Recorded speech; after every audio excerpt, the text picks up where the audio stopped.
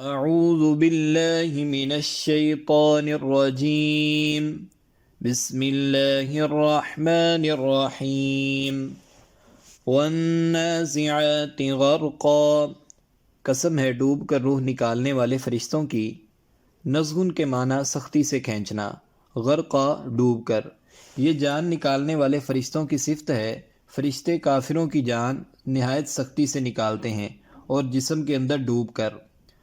وَالنَّاشِطَاتِ نَشْطًا، اور آسانی سے روح نکالنے والوں کی۔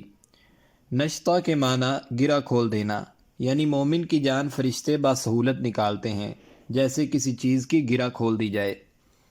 وَالسَّابِحَاتِ سَبْحًا، اور تیزی سے تیرنے والوں کی۔ سبحہ کے معنی تیرنا۔ فرشتے روح نکالنے کے لیے انسان کے بدن میں اس طرح تیرتے پھرتے ہیں جیسے غواص سمندر سے موتی نکالنے کے لیے سمندر کی گہرائیوں میں تیرتا ہے۔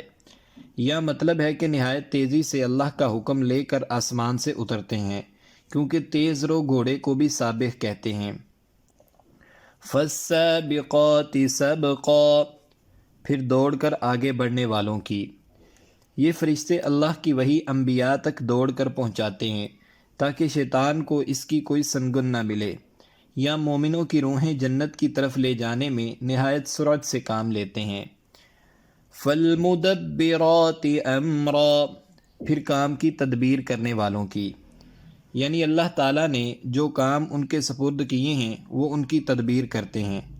اصل مدبر تو اللہ تعالیٰ ہی ہے، لیکن جب اللہ تعالیٰ اپنی حکمت بالغہ کے تحت فرشتوں کے ذریعے سے کام کرواتا ہے تو انہیں بھی مدبر کہہ دیا جاتا ہے۔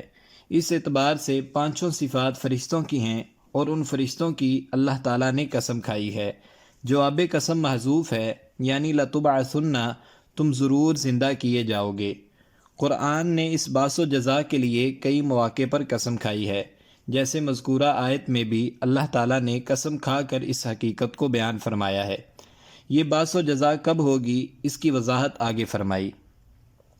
یوم ترجف الراجفہ، جس دن کانپنے والی زمین کانپے گی۔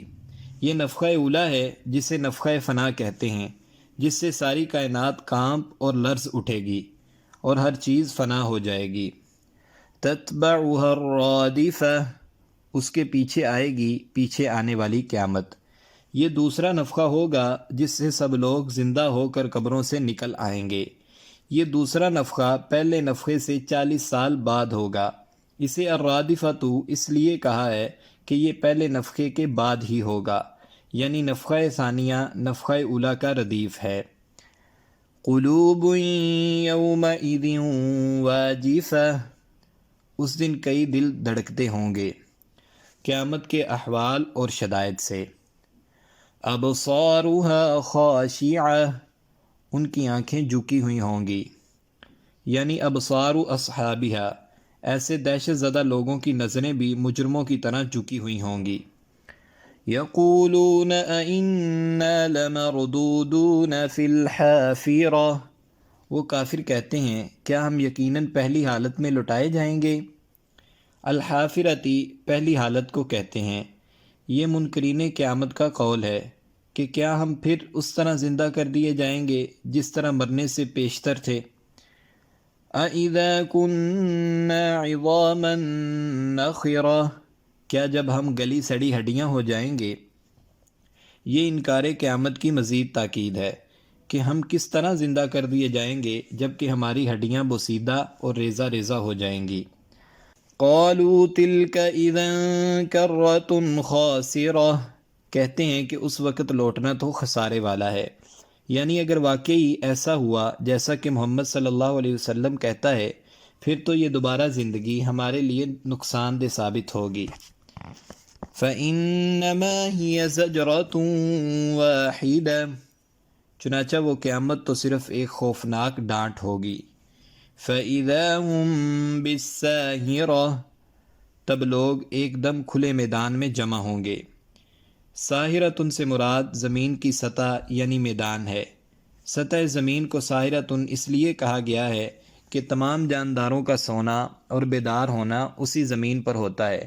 بعض کہتے ہیں کہ چٹیل میدانوں اور صحراؤں میں خوف کی وجہ سے انسان کی نیند اڑ جاتی ہے اور وہاں بیدار رہتا ہے، اس لیے ساحرۃ کہا جاتا ہے۔